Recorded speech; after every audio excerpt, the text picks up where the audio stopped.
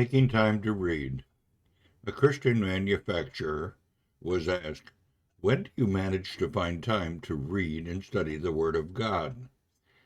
The questioner well knew the gentleman's life was a very busy one, that to minister on the Lord's Day, and at other times as he did, must need a fair share of time allowed to private devotion. "I never find time to read," he replied. "I am at the mill from early till late, and the business needs so much of my attention. How do you think I could find time?" His friend says, "How then do you manage?" Looking at the other's puzzled face, he said, "I will tell you. I take the time. 1 hour in the day, I turn the key of my private office, and during that hour no one can see me while I read and study the Word.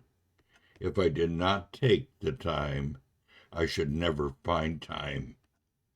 About the year BC 1451, God drew his people's attention to the importance of uh, habitable meditation in his word, saying, "This book of the law shall not depart out of thy mouth, but thou shalt meditate therein day and night, that thou mayest observe to do according to all that is written therein.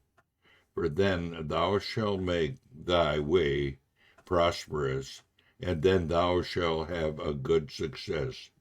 Joshua 1, verse 8. 400 years later, the Lord needed to remind his people this extremely important habit of life.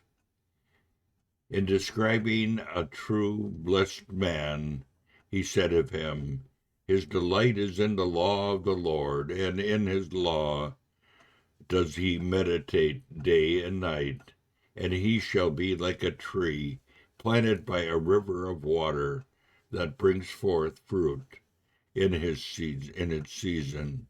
His leaves also shall not wither, and whatever he does shall prosper." Psalms 1, verses 2 and 3.